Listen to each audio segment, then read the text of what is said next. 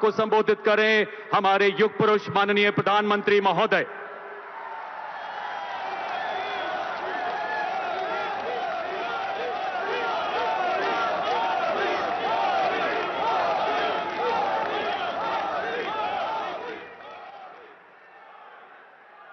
भारत माता की, भारत माता की। हरियाणा के राज्यपाल श्री असीम घोष जी, यहां के लोकप्रिय और ऊर्जावान मुख्यमंत्री नायब सिंह सैनी जी, केंद्रीय मंत्रिमंडल में मेरे सहयोगी अश्विनी वैष्णव जी, उपस्थित अन्य जनप्रतिनिधिगण और इस समय टेक्नोलॉजी के माध्यम से भी हरियाणा के अनेक स्थान पर उपस्थित सभी मेरे प्यारे हरियाणा के भाइयों और बहनों, ये कुछ फोटो वोटो लाए हैं, ले लो भाई, वरना पीछे किसी को दिखाई नहीं देगा। जरा एसपी जी के लोग कलेक्ट कर ले इसको। धन्यवाद भाई, आप बढ़िया चित्र बना करके लाए हो, धन्यवाद आपका। उधर एक छोटी बच्ची भी कुछ लेकर के आई है, जरा कलेक्ट कर लीजिए। इधर भी दो सज्जन दिख रहे हैं।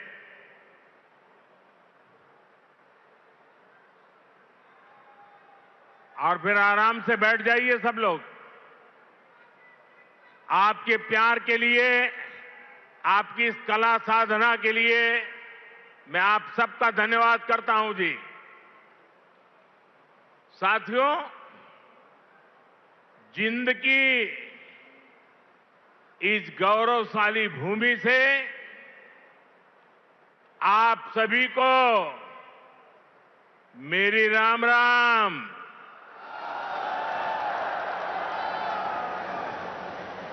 आज इस पवित्र धरती पर आकर मन गदगद हो गया है। यह कोई साधारण धरती नहीं है। यह धरती इतिहास, वीरता, धर्म और गौरव की धरती से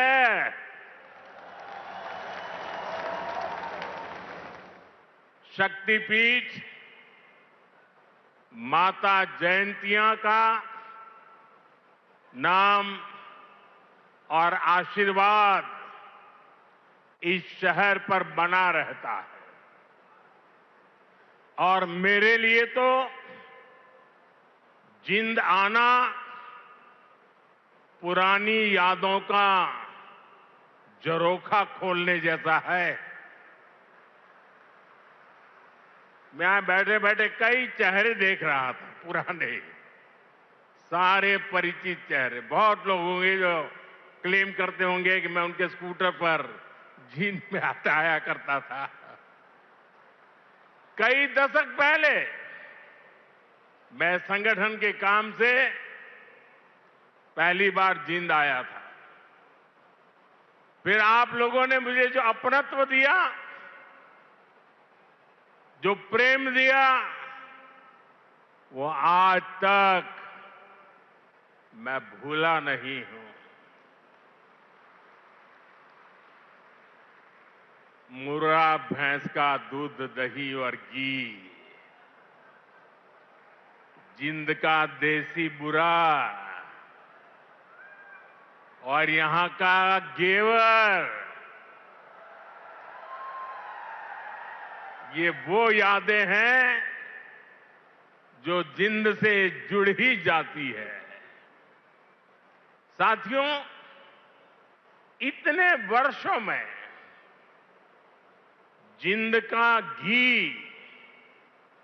और जिंद का घेवर तो नहीं बदला, लेकिन जिंद के तेवर बदल गए हैं।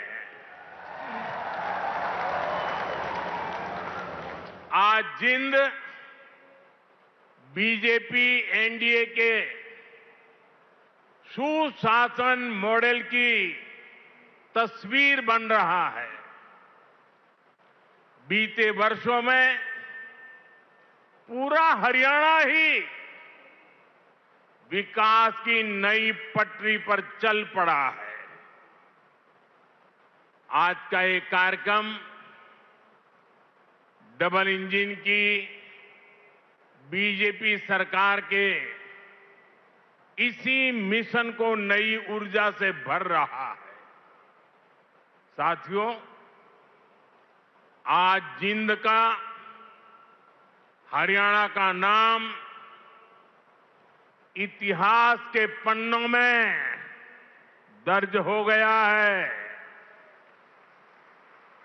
आज यहां से देश को पहली हाइड्रोजन ट्रेन मिली है। आपको याद होगा साथियों, आज भी हम पढ़ते हैं, सुनते हैं कि भारत में पहली ट्रेन बॉम्बे से ठाणे के बीच चली थी, जिसे आज मुंबई कहते हैं। वैसे ही भविष्य में जब भी हाइड्रोजन ट्रेन का जिक्र आएगा तो जिंद का, सोनीपत का, हरियाणा का नाम भी आएगा ही आएगा। मैं आप सभी को, पूरे देश को भारतीय रेल की आधुनिकता से जुड़े इस बड़े कदम के लिए बहुत बहुत बधाई देता हूं। साथियों, आज 14,000 करोड़ रुपए से अधिक के अन्य प्रोजेक्ट्स भी हरियाणा को मिले हैं। इसमें रेलवे के, हाईवे के अनेक प्रोजेक्ट्स हैं। हमारी विरासत से जुड़े प्रोजेक्ट्स हैं और 2 नए मेडिकल कॉलेज भी हरियाणा की सेवा के लिए समर्पित है। भिवानी में पंडित नेकीराम शर्मा मेडिकल कॉलेज और नारनौल में महर्षि च्यवन मेडिकल कॉलेज और राव तुलाराम अस्पताल, इससे हरियाणा की स्वास्थ्य सेवा और सशक्त होगी। साथ ही इस यहां के नौजवानों के लिए डॉक्टर और अन्य मेडिकल प्रोफेशनल्स बनने के नए रास्ते भी बनेंगे। इन सभी प्रोजेक्ट्स के लिए भी हरियाणा के मेरे सभी भाई बहनों को बहुत बहुत बधाई। साथियों, आज जिंद और हरियाणा के लोगों की मैं एक और बात के लिए सराहना करूंगा। स्वच्छता से स्वागत पहल को आपने जिस गंभीरता से लिया है, जिस तरह मेरे आने से पहले यहां के लोग स्वच्छता अभियान में नए सिरे से, नई ऊर्जा से जुटे हैं, वो दिल खुश कर देने वाला है। और मैं देख रहा था पिछले 1 सप्ताह से सोशल मीडिया में आपका ये जो सफाई अभियान चल रहा है, उसकी भारी चर्चा रही है।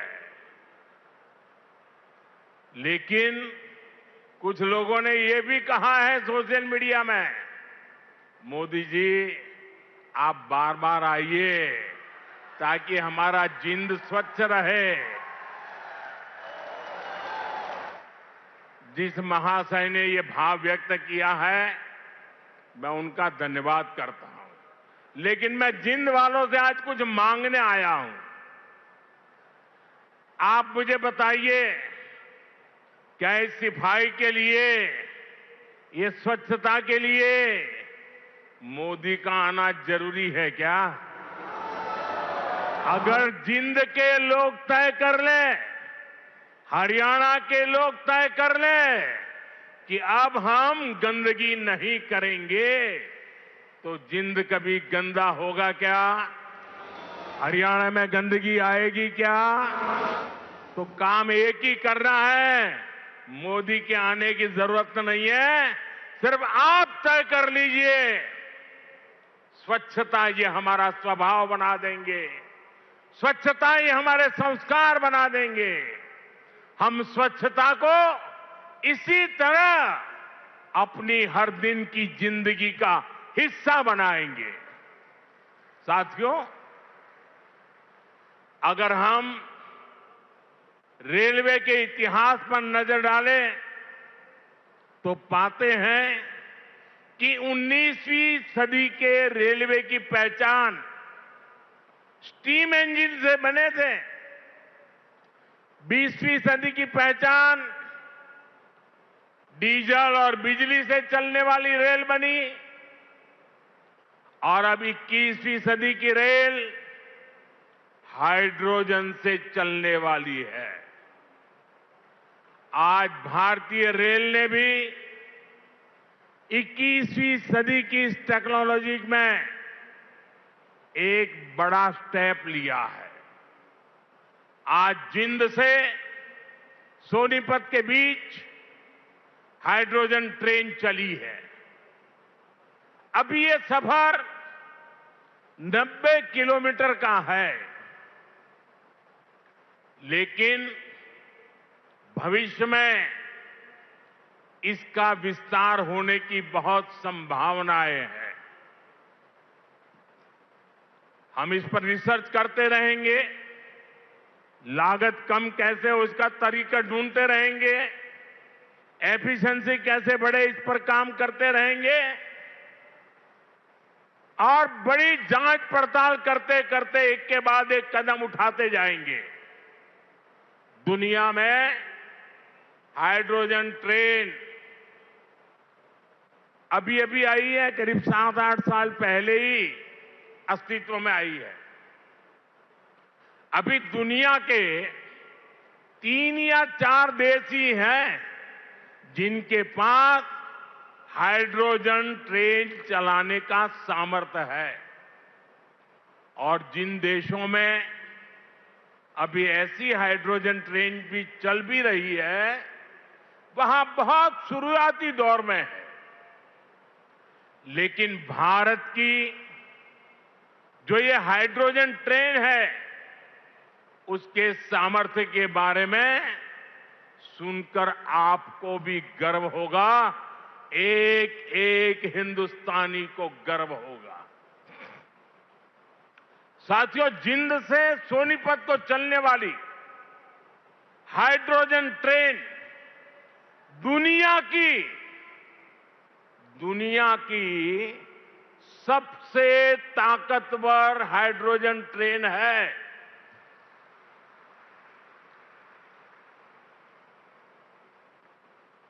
ये हाइड्रोजन ट्रेन 3200 हॉर्स पावर की है, 3200 हॉर्स पावर। और सबसे ताकतवर ही नहीं, भारत की हाइड्रोजन ट्रेन सबसे लंबी भी है। दुनिया में जहां हाइड्रोजन ट्रेन चल रही है, वो 3 या 4 कोच वाली है, और भारत ने पहली बार में सीधे 10 कोच वाली हाइड्रोजन ट्रेन चलाकर दुनिया में अपना झंडा गाड़ दिया है। साथियों, मैं आपको गर्व की एक और बात बताना चाहता हूं। भारत की यह हाइड्रोजन ट्रेन धुआं रहित तो है ही, ये मेक इन इंडिया का भी एक बहुत सफल उदाहरण है। इस हाइड्रोजन ट्रेन को भारत के ही इंजीनियर्स ने डिजाइन किया है, भारत की ही कंपनी ने इसको बनाया है। साथियों, यह हाइड्रोजन ट्रेन बाकी ट्रेनों से बिल्कुल अलग है। इसके लिए पूरा सिस्टम अलग चाहिए, पूरा इंफ्रास्ट्रक्चर अलग चाहिए। यहां जिंद में भी इसके लिए तमाम सारी व्यवस्थाएं बनाई गई है। और साथियों, आने वाले समय में यहां हाइड्रोजन ट्रेन से जुड़ा और भी इंफ्रास्ट्रक्चर बनेगा। नई नई फैक्ट्रियां लगेगी जो हाइड्रोजन ट्रेन नेटवर्क की जरूरतों को पूरा करेगी। यानी इस ट्रेन से हरियाणा के नौजवानों के लिए रोजगार के अनेक नए अवसर बनने तय है। साथियों, पिछले 12 वर्षों में भारतीय रेल में जो ये बड़े बदलाव हुए, इससे भारत को एक और फायदा हुआ है। आप देख रहे हैं कि पिछले कई महीनों से पश्चिम एशिया में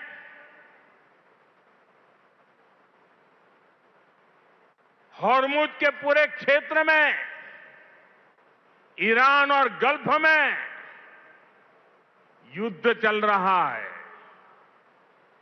और जिस समुद्री रास्ते से, हॉर्मुज से भारत बहुत बड़ी मात्रा में पेट्रोल, डीजल, एलपीजी गैस, हमारे किसानों के लिए खाद, उसी रास्ते से आता है, उसी समुद्री मार्ग से आता है। लेकिन पिछले 3-4 महीनों से ये रास्ता निरंतर युद्ध का मैदान बन चुका है, संकटों से घिरा हुआ है। साथियों, अगर 2014 से पहले अगर ये स्थिति आती तो आज हिंदुस्तान का रेलवे का काम पूरा का पूरा ठप पड़ा गया होता। क्योंकि उस समय 2014 में देश का बहुत बड़ा हिस्सा था, ऐसा था जहां हमारी ट्रेनें सिर्फ और सिर्फ डीजल से चलती थी। अब आप सोचिए, अगर डीजल आना बंद हो गया होता और डीजल से चलने वाली ट्रेनें कैसे चलती, देश कितने बड़े संकट में आ जाता। लेकिन साथियों, 2014 की स्थिति नहीं है ये मोदी है।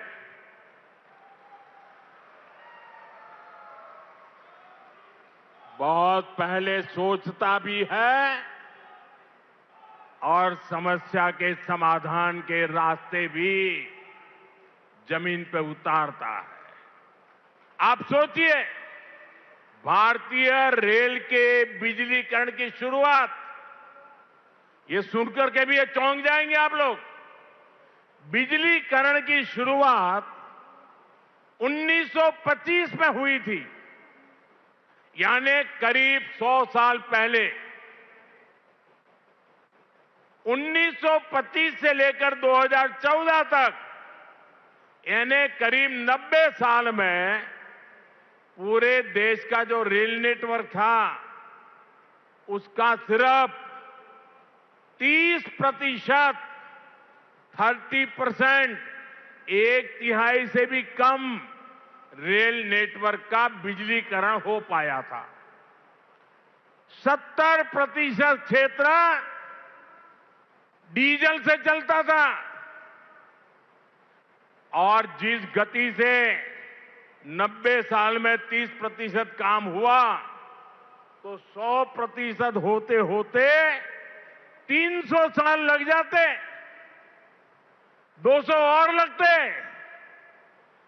भारतीय बिजलीकरण रेलवे का शायद नहीं हो पाता, डीजल से ही रेल चलती।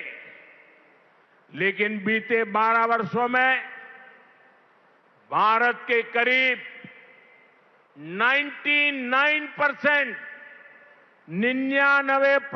रेल नेटवर्क का बिजलीकरण हो चुका है।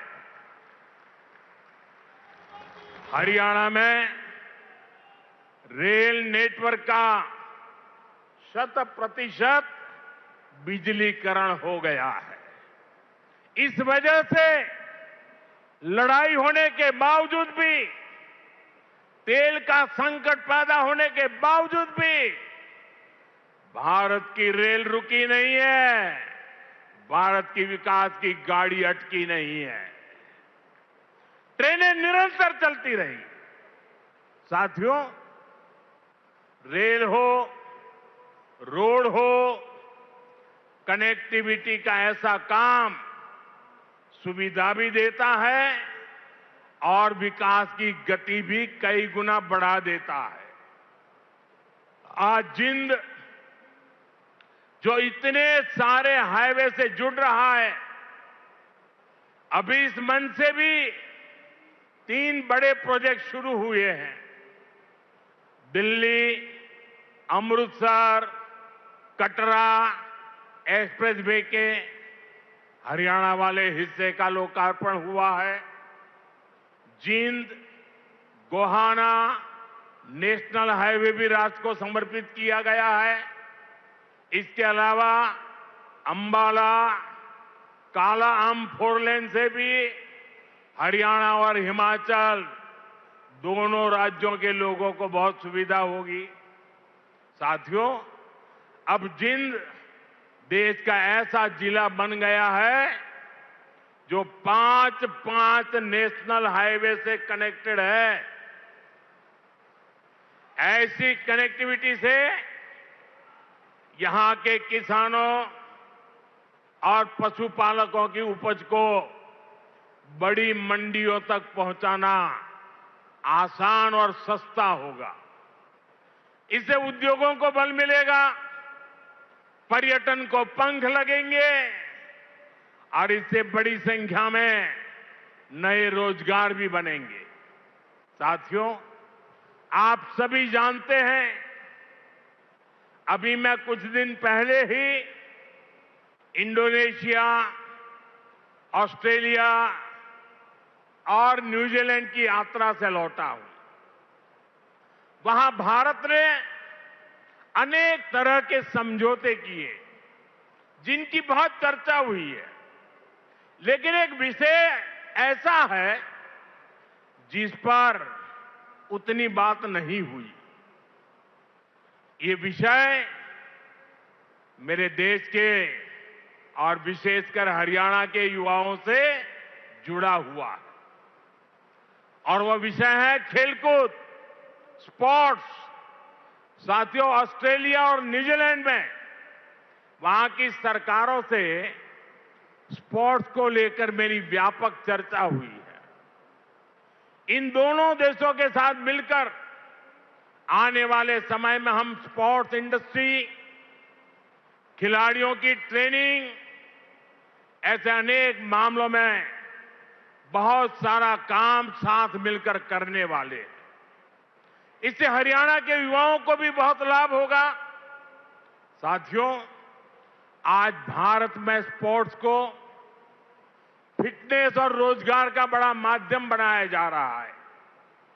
हमारी सरकार ने नई नेशनल स्पोर्ट्स पॉलिसी खेलो भारत नीति भी बनाई है। खेलो इंडिया अभियान से लेकर टॉप स्कीम तक आज खिलाड़ियों को अभूतपूर्व सुविधाएं मिल रही हैं। उन्हें हजारों रुपयों की आर्थिक मदद दी जा रही है। यहां हरियाणा में भी भाजपा सरकार खेल और खिलाड़ियों को बहुत प्रोत्साहन दे रही है। साथियों, आज ये कार्यक्रम भले हाइड्रोजन ट्रेन का है, दूसरी विकास परियोजनाओं का है, लेकिन मैं आज यहां के नौजवानों से एक और बात भी कहने आया हूं। आप सभी जानते हैं, साल 2030 में भारत कॉमनवेल्थ गेम्स को होस्ट करने वाला है। 2036 में ओलंपिक गेम्स भारत में हो, इसके लिए भी हम पूरी तैयारी कर रहे हैं। इसलिए हर खिलाड़ी को जोरदार तैयारी करनी है, पूरा दमखम लगाना है। मैं आपको विश्वास दिलाता हूं कि डबल इंजन की बीजेपी सरकार आपको हर सुविधा देगी। और जो 36 के ओलंपिक को देखना चाहते हैं, आज जो 5 से 12, 15 की उम्र के बच्चे हैं ना, हमें उस पर ध्यान केंद्रित करना होगा। और एक बात और भी बता दूं, आने वाले समय में अहमदाबाद में world police and fire games जो होने वाली है, मैं हरियाणा के साथियों से कहूंगा कि आप इसके लिए भी खूब तैयारी कीजिए। मुझे पक्का विश्वास है, हरियाणा के बेटे बेटियां हमेशा की तरह इनमें भी अपना परचम लहराएंगे। साथियों, हरियाणा की डबल इंजन सरकार सबका साथ सबका विकास के मंत्र पर चल रही है। नायब सिंह जी के नेतृत्व में हरियाणा सरकार यहां के नौजवान हो, किसान हो, बहनें बेटियां हो, सबके लिए बेहतरीन काम कर रही है। बिना खर्ची पर्ची के नौकरी देने का जो रास्ता हरियाणा सरकार ने दिखाया है, वो इतना आसान नहीं था, लेकिन ये भाजपा सरकार ने करके दिखाया है। साथियों, यहां के किसानों का हित भी हमारी प्राथमिकता में है। जिंद की मंडी तो हरियाणा की सबसे बड़ी मंडियों में से एक है। डबल इंजन की भाजपा सरकार के कारण हरियाणा के किसानों को बहुत लाभ हो रहा है। पीएम किसान सम्मान निधि से हरियाणा के किसानों को करीब 8,000 करोड़ रुपए मिल चुके हैं। इसमें जिंद के हमारे किसानों को भी 600 करोड़ रुपए से ज्यादा मिल चुके हैं। साथियों, हमारा देश संस्कार और संस्कृति का देश है, और ये क्षेत्र तो इस समृद्ध विरासत का बहुत बड़ा केंद्र है। ये जिंद की धरती है, जहां महाराजा रणजीत सिंह का गौरव भी है और पांडवों की आस्था भी है। पांडु पिंडारा और रामराय जैसे पवित्र तीर्थ आज भी लाखों श्रद्धालुओं को आस्था के केंद्र है। साथियों, आस्था और अध्यात्म की यही विरासत है जिसे आज का भारत सहजता भी है और अब अगली पीढ़ी तक पूरे मान के साथ पहुंचाता भी है। इसी भाव के साथ आज कुरुक्षेत्र में एक सिख म्यूजियम की आधारशिला रखी गई है। हरियाणा का ये नया संग्रहालय भारत की महान गुरु परंपरा को अगली पीढ़ियों तक पहुंचाएगा। साथियों, हरियाणा अब तेज विकास के पथ पर दौड़ रहा है। खेती हो या फिर उद्योग, ये दो ऐसे पहिए हैं जो हरियाणा को सशक्त कर रहे हैं। आज जिन प्रोजेक्ट्स का शिलान्यास और लोकार्पण हुआ है, उनसे हरियाणा के विकास को और गति मिलेगी। और हरियाणा का ये तेज विकास विकसित भारत के सफर को और ऊर्जावान करेगा। इसी शुभकामना के साथ आप सभी को फिर से बहुत बहुत बधाई देता हूं और देशवासियों को भी देश की पहली हाइड्रोजन ट्रेन के लिए अनेक अनेक शुभकामनाएं देता हूं। मेरे साथ बोलिए, भारत माता की, भारत माता की, भारत माता की। बहुत बहुत धन्यवाद।